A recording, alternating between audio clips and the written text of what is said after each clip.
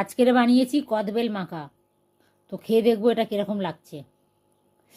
তাতে লঙ্কা দিয়েছি, ধনেপাতা, বিট লবণ, তেল সব কিছু দিয়ে কিন্তু মাখিয়েছি।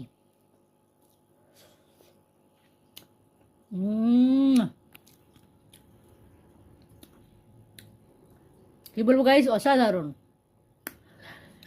খাট্টা খাট্টা মিষ্টি মিষ্টি লাগছে, একটু হেভি লাগছে কিন্তু।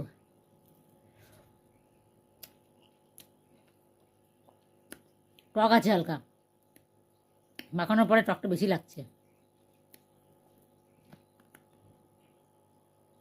আর সত্যি কথা বলতে কি, সব আচার জিনিস না শীতের সময় একটু রোদ্দুরে বসে খেতে কিন্তু আরও বেশি দারুণ লাগে।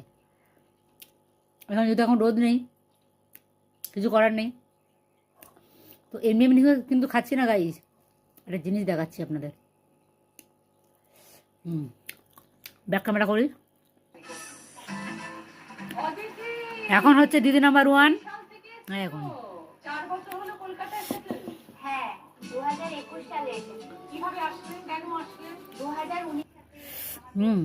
তো এই হচ্ছে কি যে আমার কাজ, দিদি নাম্বার 1 দেখছি আর কদবেল মাখা খাচ্ছি। দারুণ লাগছে কিন্তু। সো বাই গাইস, আপনারা এইভাবে কদবেল মাখা খাবেন আর তার সাথে দিদি নাম্বার 1 দেখবেন। আর আমিও কিন্তু খুব শিগগির দিদি নাম্বার 1-এ যাচ্ছি, সেই এপিসোডটাও কিন্তু আপনারা দেখতে পাবেন।